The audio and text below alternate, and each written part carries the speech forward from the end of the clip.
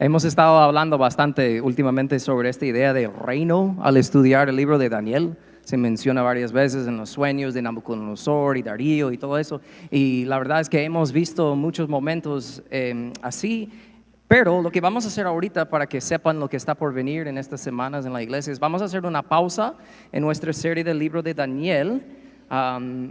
Para asegurar que al hablar del reino, que todos estamos en el mismo sentir, que todos entienden qué es el reino de Dios. Y en enero, en el nuevo año, vamos a retomar nuestra serie de la otra mitad del libro de Daniel, capítulo 7 a 12. ¿Okay? Entonces, les da tiempo, si no han escuchado todos los mensajes hasta este momento, los primeros 6 capítulos de Daniel, pueden ponerse al día al escucharlos en el podcast o en YouTube. Okay. Y yo sé que es un poco irónico que menciono eso porque les pido disculpas porque el mensaje del domingo pasado no se grabó. Y no sé por qué, pero fue la semana donde recibí más mensajes en toda la historia de ser pastor, personas preguntándome, ¿dónde estaba el audio? ¿Dónde está el video? ¿Dónde está la prédica? Y yo, lo siento, debes venir a la iglesia. Les dije, no es cierto.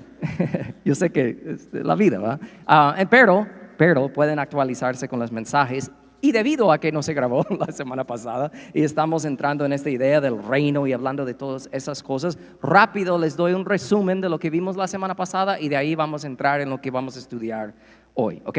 La semana pasada hablamos de qué es el reino de Dios y respondemos la pregunta en varias partes. ¿Qué es el reino de Dios? Primero hablamos que es el reinado de Dios, ¿sí?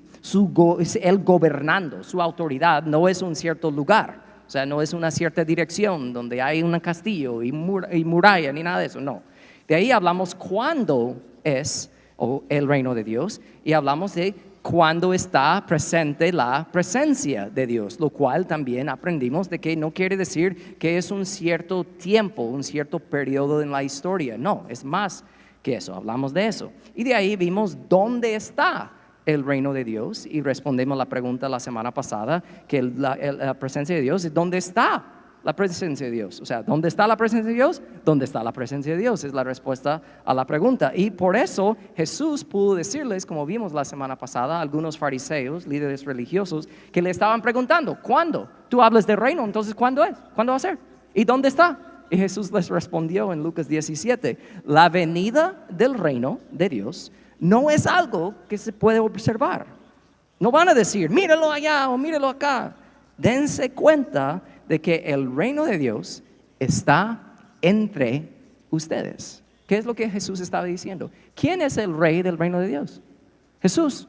Y él estaba diciendo, el reino está entre ustedes porque el rey está entre ustedes. Aunque ellos no entendían eso, ¿verdad? Pero nosotros sabemos, porque somos buenos estudiantes de la Biblia, que Jesús fue crucificado, fue sepultado, de ahí resucitado, ascendido al cielo. Entonces, literalmente, segundos antes de ascender al cielo, sus mismos amigos, sus discípulos, le preguntaron sobre el reino. Le preguntaron en Hechos, Señor, ¿es ahora cuando vas a restablecer el reino? Y Jesús les respondió en los siguientes versículos, no les toca a ustedes conocer la hora ni el momento determinados por la autoridad misma del Padre, contestó Jesús, pero cuando venga el Espíritu Santo sobre ustedes. Si el reino de Dios es el reinado de Dios, ¿verdad? ¿Y cuándo es? Es cuando está presente la presencia de Dios. ¿Y dónde es? Es donde está la presencia de Dios, ¿verdad? ¿Dónde está la presencia de Dios? Jesús estaba diciendo aquí, cuando mi presencia, cuando el Espíritu Santo, quien es Dios, nuestro Dios trino, cuando venga sobre ustedes. Él les estaba respondiendo a su pregunta sobre cuándo y dónde iba a ser el reino. Él dijo, cuando venga el Espíritu Santo sobre ustedes. ¿Qué nos dice eso? Si tú eres un hijo de Dios, un cristiano, ¿dónde está la presencia de Dios? 1 Corintios 3:17 dice, ¿no saben que ustedes son el templo de Dios y que el Espíritu de Dios habita en ustedes? Entonces, ¿qué vimos la semana pasada de una manera fuerte? Que el reino de Dios está en nosotros, está aquí, su presencia anda con nosotros. Y pueden imaginar un mundo lleno de más y más y más y más y más y más y más cristianos, personas llevando la presencia de Dios. ¿Sabe lo que va a pasar? Va a cambiar el mundo. Vimos eso en detalle la semana pasada, ¿sí?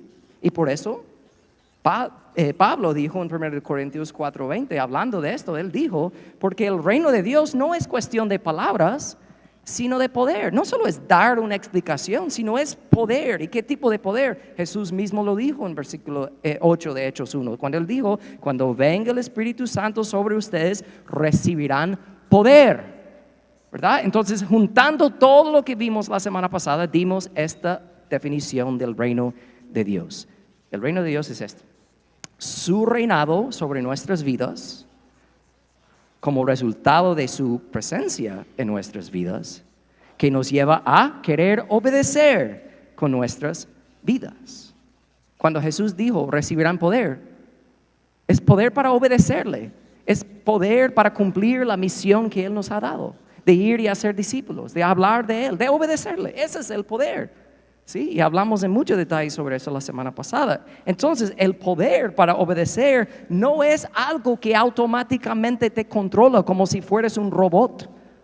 Cuando Jesús dice recibirás poder, no es como, oh, ahora sigo a Jesús, sin pensar. No, todos sabemos que estamos en una batalla, la carne contra el espíritu, ¿verdad? Y cada día, cada momento, cada decisión tenemos que decidir si vamos a obedecer o no. Y por eso terminamos el domingo pasado haciendo esta pregunta: ¿Jesús está reinando en tu vida?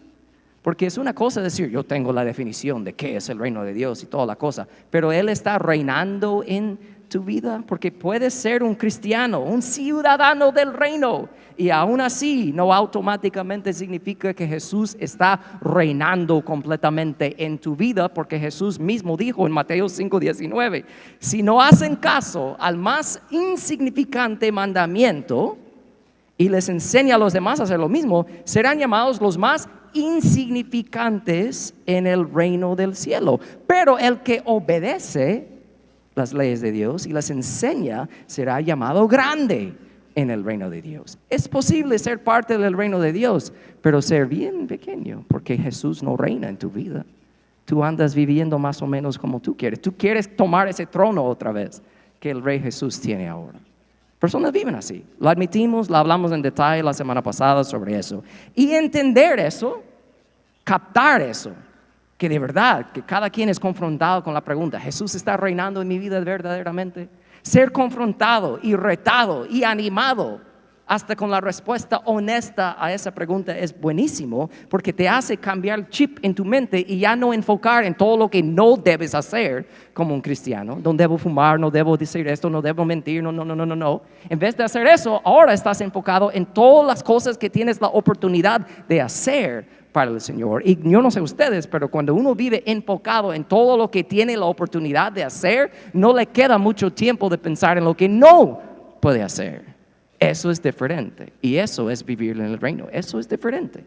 Hablamos de eso en mucho detalle y terminamos con este versículo el domingo pasado, cuando Jesús mismo hablando en Juan, en su visión y todo en Apocalipsis, y dice la palabra, hablando de Jesús, Él enjugará toda lágrima de los ojos. ¿Se recuerdan cuando hablamos de esto, los que estaban la semana pasada? Perdón que no salió en la internet, entonces no estabas, I'm sorry. Pero hablamos de que Jesús es un versículo famoso. Muchos lo saben. Jesús está enjugando las lágrimas de personas. ¿Pero cuándo y dónde? Es antes de entrar al cielo. Porque en el cielo no va a haber lágrimas. Estando con Él completamente no va a haber lágrimas. Entonces antes de entrar. ¿Y por qué es así? Porque cuando tú estás a punto de entrar a la eternidad completamente, sin restricción, sin pecado, delante de tu Creador Jesús, y lo ves cara a cara, yo creo sinceramente que serán lágrimas por muchas cosas que hicimos mal, y vamos a decir, man, ¿por qué hice eso? Pero creo que también esas lágrimas de verdad van a ser lágrimas porque vamos a ver a Jesús y vamos a pensar, ¿por qué no lo permití reinar más en mi vida mientras que tenía tiempo ahí en la tierra? De vivir por Él y obedecerlo más y extender su reino en la tierra, pero no lo hice. ¿Por qué no hablé con esa persona de Jesús? ¿Por qué no mostré a esa persona el amor de Jesús? Y vamos a pensar en esas cosas y vamos a llorar, pero es ok, porque Jesús dice, es ok, yo sé, es ok. Pero si podemos pensar así en el futuro, ¿por qué no hacer algo ahora? Y permitir a Jesús reinar en nuestras vidas ahora, ¿ok? Entonces, tanto que hablamos el domingo pasado del reino, tenemos que hacer algo hoy. Eso fue el repaso. Así que les di la versión cortita de lo que vimos el domingo pasado. Pero hoy, seguir esta idea del reino, tenemos que entender algo. Tenemos que enfrentar una realidad real que está presente aquí entre nosotros en este momento. Y se los voy a decir cuál es. Hay personas que están aquí hoy y están en el reino. Ya estuvo. Son ciudadanos del cielo, están en el reino, Jesús reina en sus vidas. Qué bueno. Pero no podemos ignorar la realidad que también entre nosotros en iglesias alrededor del mundo hay personas que piensan que son parte del reino y no es así. Y de ahí hay otra categoría de personas que saben, yo no soy parte de eso. Y hasta yo diría que bueno que sabes eso, porque vas a ver hoy la respuesta de Jesús delante de esa manera de pensar. Nuestro tema de hoy es cómo entrar al reino de Dios. Es una cosa saber qué es, pero es otra cosa entrar. Entonces el tema de hoy es cómo entrar al reino de Dios. Veo buenos estudiantes ahí tomando sus notas. Me hace sentir bien, fíjense. Ok, tengo que decir eso. Y voy a decir algo. Si tú ya sabes que eres parte del reino de Dios, Jesús reina en tu vida, lo que vamos a hablar hoy, me imagino que te va a quedar así todo el tiempo, porque vas a estar, sí es cierto, sí es cierto. Porque hay un problema si has perdido la emoción del hecho de que Jesús te salvó. Okay. Entonces debes estar feliz, debes querer hablar de estas cosas y debes ver a otros experimentar esto. Okay. Entonces vamos a hablar sobre este tema de cómo entrar al reino de Dios. ¿Saben? Cuando hacemos esa pregunta, la respuesta realmente es que solo hay una manera de entrar al reino de Dios. No es saber información de la Biblia, que bueno si lo sabes. No es saber cosas, que bueno que lo sabes, pero eso no te da entrada al reino de Dios. No es por venir a la iglesia tampoco, I'm sorry. Eso no te entra al reino de Dios. No es por ofrendar o dar un diezmo, tampoco, sorry. Eso no tampoco te hace poder entrar al reino de Dios. No es ni ayudar a las personas necesitadas. Eso no te da entrada al reino de Dios tampoco. Tampoco es hacer una oración repetida dirigida por alguien en la iglesia, que sea un pastor o lo que sea. Eso en sí, solito sí, eso no te da entrada al reino de Dios. Si tú piensas que solo repetir unas palabras te gana algo, no. Es mucho más profundo que eso y lo que vamos a hablar hoy. Hay una manera y son dos pasos. Veremos la manera y los dos pasos en este momento. ¿Ok? ¿Estamos bien? Fui rápido con el resumen porque quiero de verdad enfocar en esto. Es buenísimo. Así que Padre, ayúdanos a entender lo que tienes aquí delante de nosotros hoy en tu palabra perfecta. En el nombre de Jesús, la iglesia dice amén. ¿Ok? ¿Están listos? Tomando notas. Sale en la pantalla, tengan sus Biblias, aquí vamos. Entrar en el reino de Dios primero requiere entender y admitir que eres pobre. ¿Okay? Algunos dicen, eso no es un big deal, es más profundo que eso. Como el ladrón que entró a la casa, ¿verdad? La persona, el tipo que estaba dormido ahí, se levantó, ¿qué hace? Estoy buscando dinero. Y el dueño de la casa se levantó y dijo, bueno, yo busco contigo. O sea, porque era pobre. Pero ese es otro tipo de pobreza. Jesús, ustedes han escuchado el Sermón del Monte, ¿verdad? Famoso, Mateo 5 y más adelante y sigue. Tiene que entender el contexto para apreciar esto aún más. Jesús es realmente el Mesías, el Salvador, ¿verdad? De los judíos, esperado. Ellos estaban esperando por siglos un Salvador de venir, ¿verdad? Y salvarlos. Y un día, entre literal miles de personas, no sabemos exactamente cuántas personas, pero hombres, mujeres y niños, todo, se acumularon en un solo lugar, en un campo, en una colina, para escuchar a Jesús hablar. Sabían, habían corrido la voz, que va a hablar, va a dar un discurso, tenemos que escucharlo. Entonces ellos veían a Jesús como su rey, su posible rey. Querían escuchar qué iba a decir. Ellos esperaban que Jesús dijera algo así. Ok, ustedes están aquí, ahora ustedes han estado bajo el poder de los romanos y otros en siglos atrás, pero ahora aquí estoy yo como Mesías y les voy a liberar con el poder de Dios y voy a consumir a todos esos romanos en un solo con fuego del cielo. ¡Ja! Y todo. Eso es lo que ellos esperaban escuchar, ¿sí? Pero Jesús vino y todo el público, me imagino ahí, cállense, va a hablar. Y todos tratando de prestar atención, ¿verdad? No había micrófono aquel día. ¿Sabe por qué estaba cerca del mar de Galilea? Porque el viento soplando de atrás llevaba su voz, el volumen, o sea, como que más lejos, para que más podrían escuchar. Y Jesús está ahí, todo el mundo callándose y sí, va a hablar. Y este gran Mesías, Rey, viene y les dice, Mateo 5, versículo 3, bienaventurados los pobres en espíritu, porque de ellos es el reino de los cielos. Saben, nosotros leemos este versículo y seguimos leyendo. Bienaventurados los pobres de espíritu, bienaventurados los que lloran, seguimos, ¿verdad? Pero paramos hoy y vemos esta palabra pobre, porque nosotros en el español leímos esto, seguimos leyendo, pero la palabra pobre lleva una idea de algo mucho más pesado, algo que tiene un significado más profundo. Es más probable que en este momento a estas personas Jesús no estaba hablando hebreo, sino estaba hablando arameo, ¿verdad? Pero el hebreo y el arameo son similares. Más probable en este momento, en esta parte de la historia, el idioma hebreo o arameo tenían alrededor de 8,000 palabras en todo el idioma. 8,000 palabras que uno podría decir, ¿sí? ¿Saben cuántas palabras promedio hay hoy en día en español? Más de 100,000 palabras. Y en inglés casi 200,000 palabras. Entonces, pensando en la cantidad de palabras que una persona tenía para expresar algo, solo tener 8,000 palabras quiere decir que lo que tú vas a decir, de verdad tus palabras pesan, tienen más significado. Y la gente no solo lo escuchan como, qué bueno, sino les pinta una imagen en su mente. El hebreo, el arameo es un idioma tangible, te hace ver algo, imágenes. Y Jesús, al decir esta palabra, pobre, cabal, les vino a la mente algo muy en particular a estas personas. Porque la palabra que Jesús utiliza aquí significa no solo pobre como pobrecito, sino significa para ellos, escuchar pobre, ellos escucharon esto, encogerse y temblar como un mendigo.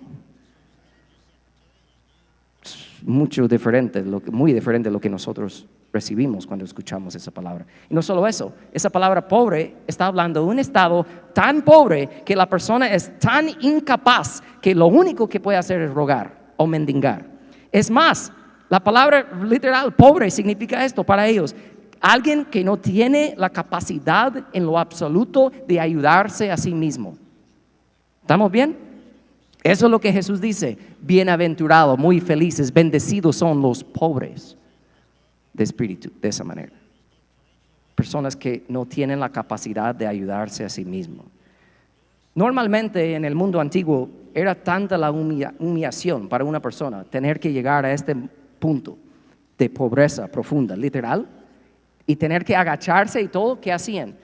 Traían como una cobija y taparan la cara para que nadie los viera y supiera quién era, y solo levantaban la mano así, esperando que alguien pasara a darles algo para que pudieran comer algo y sobrevivir por ese día, ¿verdad? Era humillante eso. Entonces esa palabra pobre es lo que Jesús está usando aquí. Pero para el mundo lo que es humillante es la única manera de poder entrar al reino de Dios. Entonces, ¿qué significa cuando Jesús dice bienaventurado el pobre de espíritu? Más adelante en su ministerio, Jesús dice en Lucas 18:16, Jesús llamó a los niños y dijo unas palabras bien famosas: dejan que los niños vengan a mí, no se lo impidan, porque el reino de Dios es de quienes son como ellos. Piénsalo, prácticamente no es complicado. Un niño recién nacido, un niño chiquitito, no puede vivir, no puede sobrevivir sin depender de su padre, su madre. Tiene que ver a alguien ahí. Esa persona pobre, chiquitito, no puede salir adelante, no puede sobrevivir, no puede vivir, no puede ayudarse a sí mismo. Necesita y depende de la ayuda de otra persona. Entonces, captando eso, ¿quieres entrar al reino de Dios? Para entrar al reino tienes que llegar a entender y reconocer que tú dependes totalmente de lo que Jesús hizo por ti para poder entrar al reino. Y ninguno de nosotros pudimos hacer lo que Jesús hizo. Y cuando digo lo que Jesús hizo por ti, claro, estoy hablando de la cruz, pero es mucho más que eso. Tienes que confiar y saber que yo no puedo hacer absolutamente nada a mis propias fuerzas para hacer lo que Jesús hizo. Y específicamente aquí está hablando de la obediencia. ¿Por qué dice la palabra en Romanos 5:19?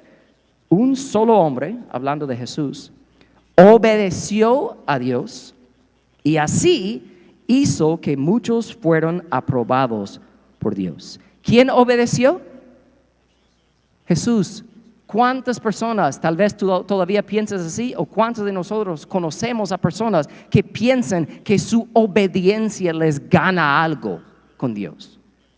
Ellos piensan que pueden ganar el favor de Dios o pueden ganar la entrada al cielo debido a cómo ellos viven, su obediencia. Y Jesús dijo, no, tú tienes que admitir que tú eres pobre en espíritu, lo cual quiere decir que no hay nada en lo absoluto que tú puedes hacer para ayudarte a ti mismo, para contribuir a algo, para tu entrada al cielo, estar en el reino. Jamás lo puedes hacer, nunca va a pasar.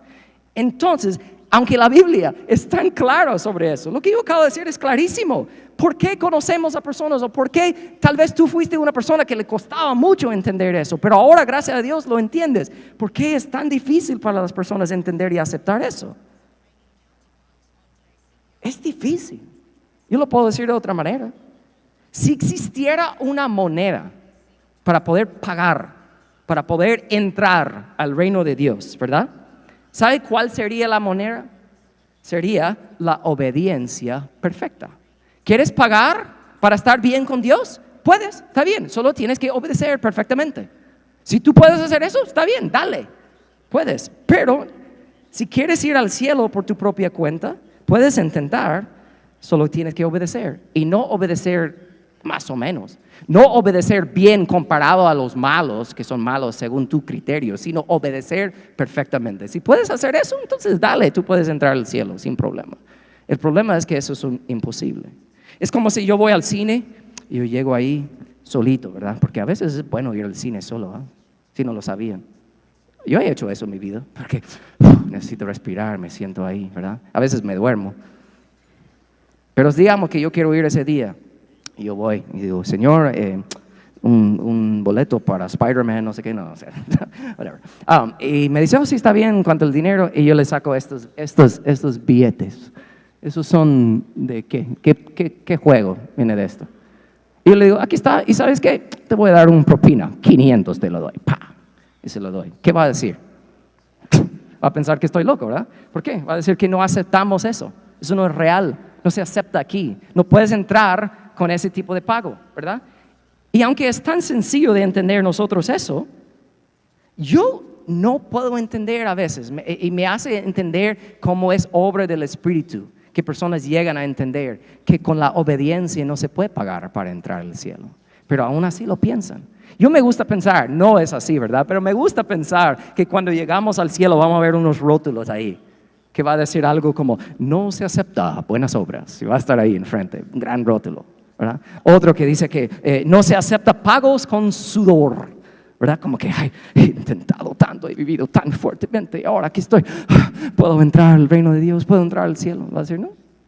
El único rótulo que vamos a ver ahí en el cielo que dice, solo se acepta pagos con sangre. Y no es nuestra sangre impura, sino es sangre pura, del que solo el que obedeció de manera pura, perfectamente, que se llama Jesús. Y por eso, si uno entiende eso, que se mira y se escucha tan claro, tan obvio para el Hijo de Dios. Yo entiendo, ¿verdad? ¿Y sabe lo que eso te hace querer hacer? Obedecer más. Porque tu obediencia no te gana nada. Tu obediencia es solo porque estás agradecido por todo lo que Jesús ha hecho. ¿Sí? No me escuchen mal que estoy diciendo que no tiene que obedecer ahora. Lo que estoy diciendo es que mi obediencia fluye. No es algo que yo tengo que hacer ahora, sino que obedezco porque entiendo todo lo que me ha salvado. Qué bueno. Eso es diferente. Mira lo que dice Romanos 5, 1 a 12. Por lo tanto, ya que fuimos hechos justos o perfectos, si quieres decirlo así, a los ojos de Dios por medio de la fe, no dice obediencia, por medio de la fe. ¿En fe en qué? ¿En nuestras buenas obras? ¿En todo lo que hemos hecho? No, nosotros no, dice aquí, la fe, tenemos paz con Dios gracias a lo que Jesucristo nuestro Señor hizo por nosotros. Su obediencia perfecta, ¿sí? Hasta obediencia a una cruz. Y dice aquí, debido a nuestra fe, Cristo nos hizo entrar a este lugar de privilegio inmerecido, no lo puedes ganar. Entonces cuando Jesús dice, bienaventurados son los pobres de espíritu, es como decir, porque solo así pueden entrar al reino de Dios. Primer paso para entrar al reino de Dios es entender y aceptar que tú eres pobre en espíritu. Pero hay otro paso. Entrar al reino de Dios requiere aceptar la invitación al reino. ¿Saben? En general, hay dos razones de por qué personas no aceptan esta invitación al reino. Uno es porque no pueden admitir que son pobres en espíritu, ¿verdad? Entonces muchos no aceptan la invitación al reino porque piensan que ya están en el reino, por lo que han hecho. ¿Se recuerdan? Hemos hablado varias veces en las últimas semanas de la historia del hijo pródigo.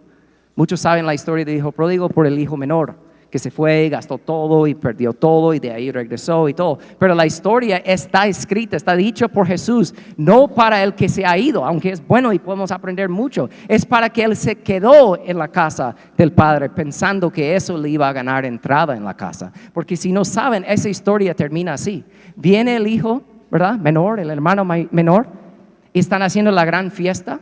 Y de ahí, del campo de trabajar, viene el hermano mayor y se escucha y dice, ¿qué onda con esta música? ¿Qué está pasando? Él dice, estamos celebrando porque tu hermano menor regresó, estamos celebrando. Y ahí, ¿qué pasa?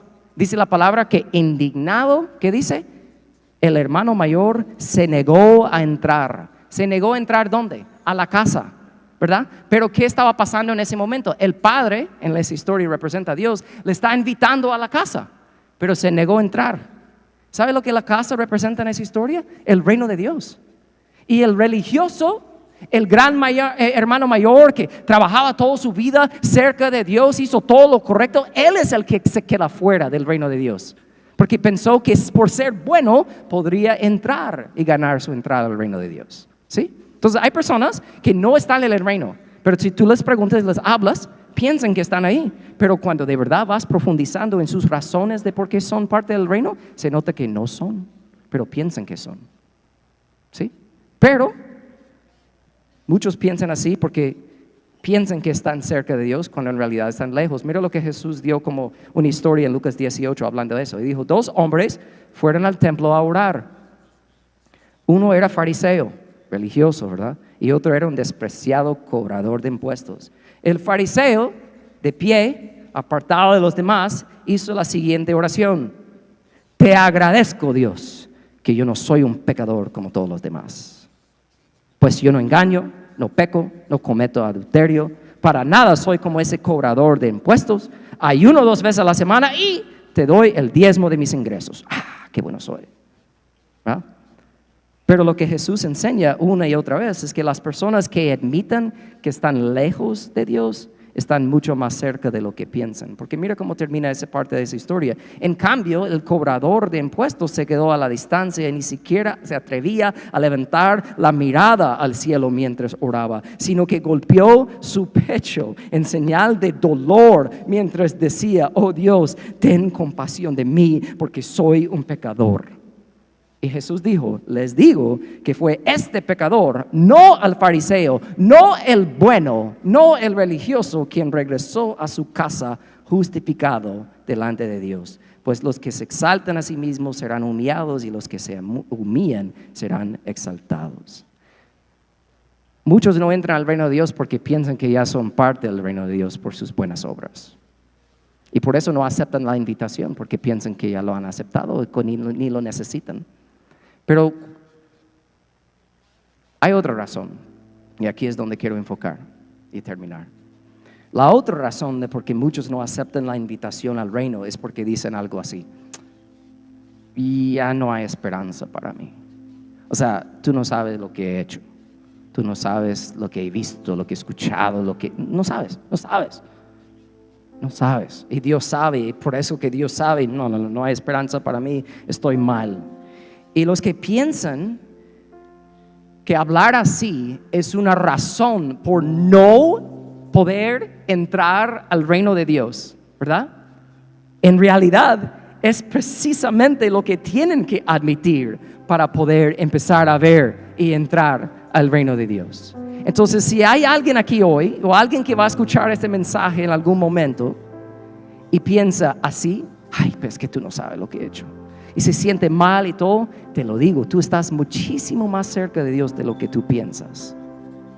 Y no solo eso, piensa en este hecho. Jesús empezó este sermón del monte, ¿verdad? Se recuerda, miles de personas ahí escuchando, ¿verdad? Se llama el sermón del monte. Es el primer sermón de todo su ministerio, el sermón más largo, el sermón más impactante. Hay ateos que estudian literatura y ellos llaman el sermón del monte una de las bellezas más grandes de la literatura en todo el mundo. Y son ateos, ni creen en Dios. Y dicen, qué belleza de escritura, qué belleza de literatura. Jesús empezó este sermón literalmente con este gran público que estaban listos para escucharle decir que iba a conquistar sus enemigos y que iban a liderar una revolución y que todo iba a estar bien porque Él es el Salvador y les iba a salvar. Y ellos, todo ahí escuchando, se quedan con las bocas abiertas cuando escuchan a Jesús decir, ¿sabes cómo vivir feliz? Admitir que no puedes hacer nada por ti mismo. ¿Sabes cómo vivir feliz con Dios y tener paz con Dios? Ser salvo no es levantándote, conquistando el mundo, sino es admitir que tú no puedes hacer absolutamente nada. Jesús dijo eso. Y dijo, la persona que entiende eso, que admite eso, está admitiendo que su pobreza es lo que le acerca a Dios, no le aleja de Dios.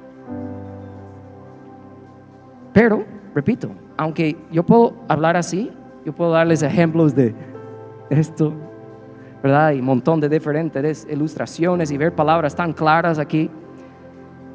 Aunque podemos leer y estudiar y comprobar este hecho, aunque ustedes me pueden escuchar a mí hablarlo y predicarlo hasta que pierdo la voz, todavía hay algo en las personas, o quizás en ti en este momento, que te hace pensar, man, eso suena buenísimo, pero para mí no.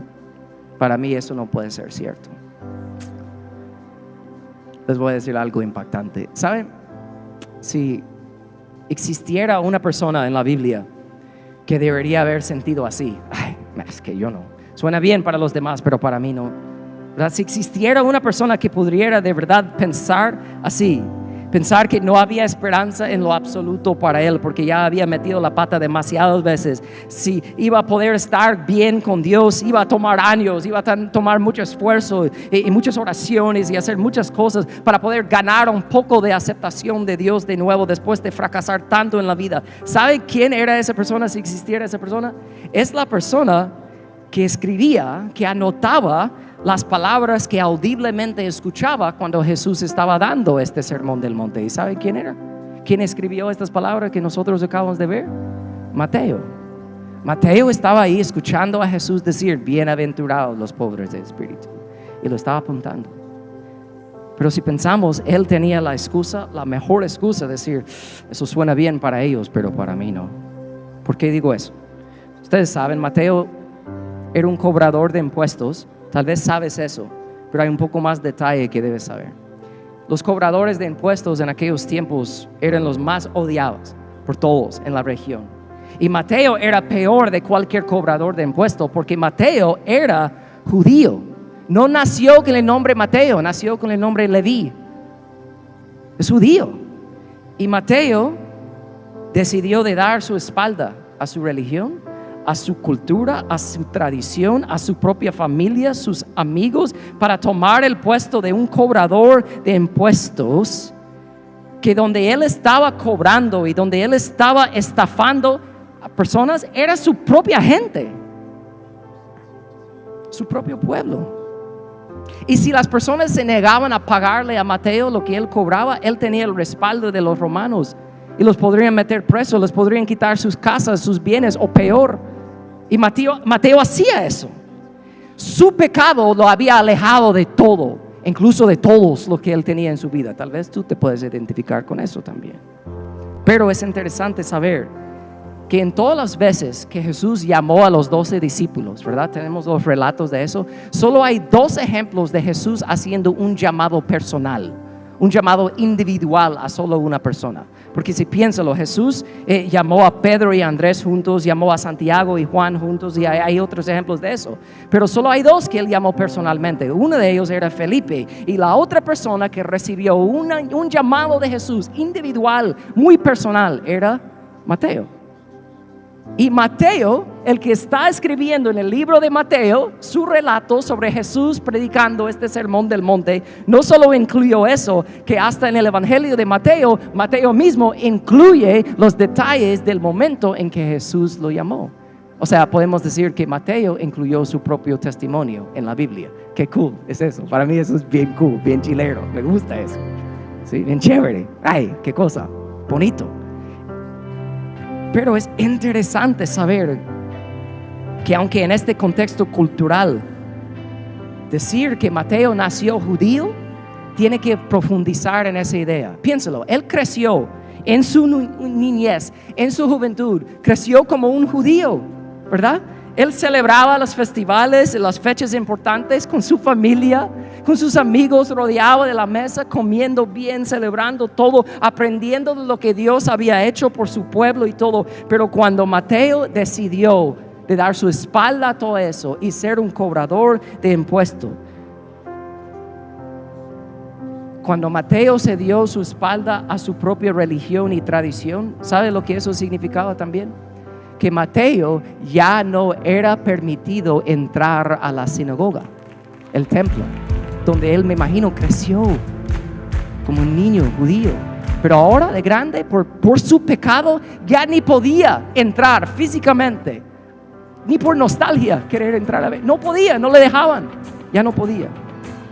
Y yo tengo que pensar, ponte en los zapatos de Mateo por un momento. Yo tengo que pensar que después de tantos años, sin contacto con su familia, sin amistad con personas de su infancia y su juventud, sin su tradición, sin buena comida incluso quizás, que eso tenía que estar ahí en la mente de Mateo. Él tenía que medio extrañar eso.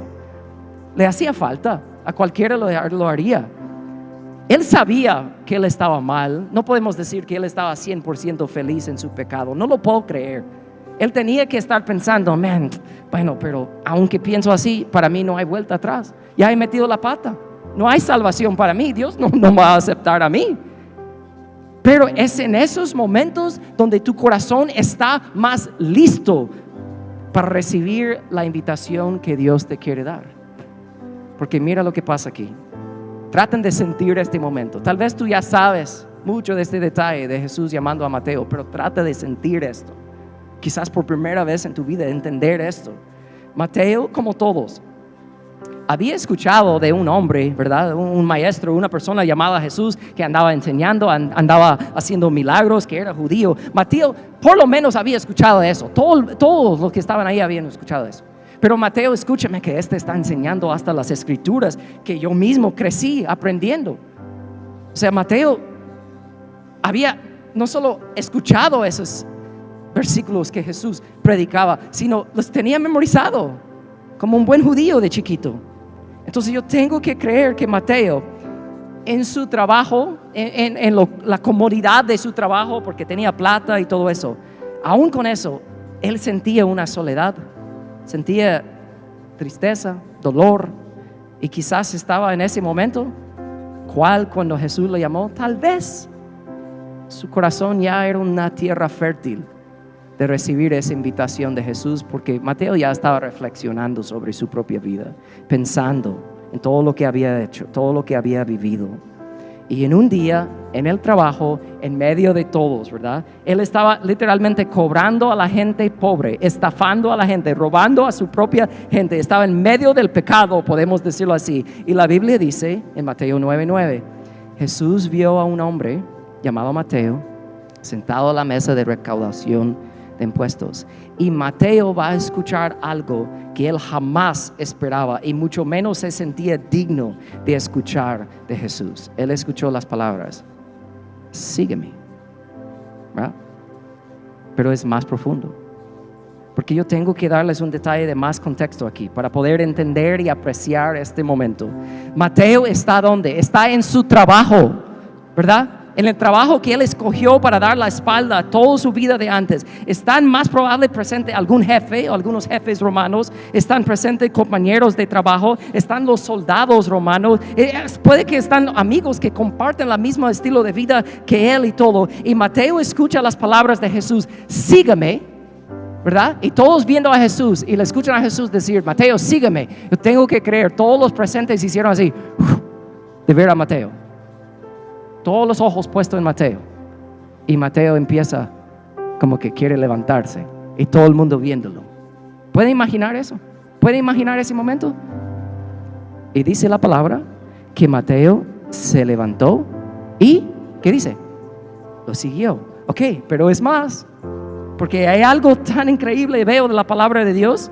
Porque de verdad, man, tenemos nosotros el regalo de la Biblia de no solo tener este momento, el relato de Mateo, sino que hay otros también, ¿verdad? Mateo, al decidir de levantar y seguir a Jesús, ¿verdad? ¿Qué estaba haciendo Mateo? Piénsalo, piensa en su vida. Él estaba diciendo, ok, si yo decido seguir a Jesús, ¿verdad? Para mí no hay vuelta atrás. Porque Pedro, Andrés, si ellos recibiendo el llamado de Jesús y un día deciden, esto está bien difícil, mejor regreso, ellos podrían regresar a la pesca, pero Mateo no. Mateo sale de este trabajo ahorita. Si él se levanta, pierde su vida, pierde su comunidad, pierde su dinero, pierde su plan de rejubilación, de retiro, pierde sus amistades que tiene ahí, pierde su reputación. Y si él decide al día siguiente, mejor no, ya no hay trabajo para él. Él pierde absolutamente todo si se levanta de esa mesa.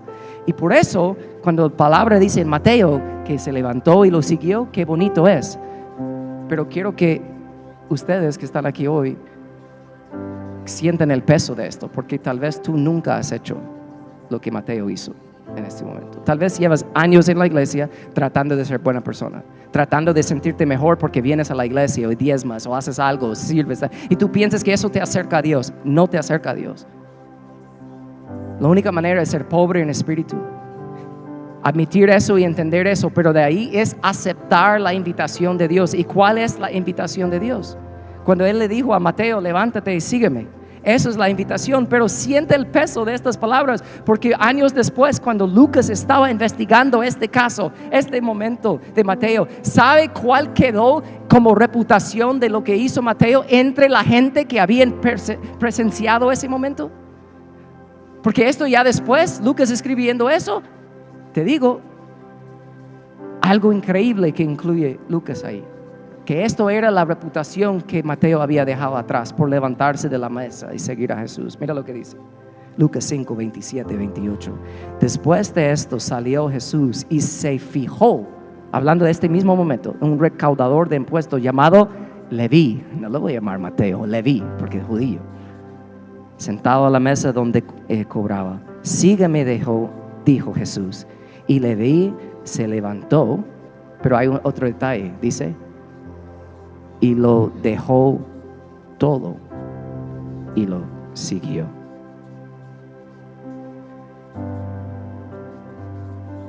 Puede haber alguien aquí hoy que en este momento Jesús te está llamando. Tal vez Él lleva mucho tiempo llamándote. Ya sabes que eres pobre en espíritu.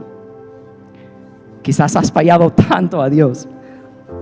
Saber eso no te aleja de Jesús, sino te hace más capaz de escuchar su invitación, como Mateo hizo. Y tal vez como si fuera hoy la misma oportunidad para alguien aquí de escuchar a Jesús decir, ok, tú sabes muchas cosas, pero levántate y sígueme. Y no solo levántate y sígueme, sino deja todo atrás. Es tiempo de dejar unas amistades atrás. Es tiempo de dejar unas adicciones atrás. Es tiempo de dejar algunas cosas que nadie sabe atrás. Es tiempo de dejar muchas cosas atrás. Y tú dices, ay, pero yo no puedo de un día para otro. Y es precisamente el punto. Jesús no le dijo a Mateo, Mateo, levántate y deja todo eso, sé perfecto y sígame. Sino le dijo, levántate, déjalo atrás, pégate conmigo, y mientras que tú me sigues, yo te voy a ir enseñando cómo dejar esas cosas de verdad. Y vas a ser como yo, pero tienes que ir conmigo. Y muchas personas que vienen y pasan un tiempecito con Jesús los domingos y luego salen aquí sin Él porque no son parte del reino de Dios. Y realmente es una manera cargada de vivir porque tú vives con mucha culpa. El diablo te culpa, te sientes como pésimo padre o madre o seguidor de Jesús, te sientes mal, es porque el diablo te está llenando de culpa cuando el Espíritu Santo te llena de convicción, y eso es diferente. Él desea que de verdad seas mejor, pero no para ganar nada, sino porque tu obediencia a Dios es la mayor bendición que tú puedes experimentar en la vida, es lo mejor para ti. Entonces Mateo se levantó, dejó todo y siguió a Jesús. Pero ¿qué tal? ¿Qué hubiera pasado si Mateo hubiera dicho, nah, lo siento, Jesús, pero no, hoy no puedo? No sabemos. Qué bueno que no sabemos, porque sí lo aceptó. Pero ¿qué tal si esa es tu oportunidad que Dios te está dando a ti hoy? Tal vez tú estás sentado en tu mesa y escuchas a Jesús decir tu nombre y te dice, hey, hoy es el día. Hoy es el día de dejar todo y seguirme. Te está ofreciendo una invitación. La pregunta es, ¿la aceptarás?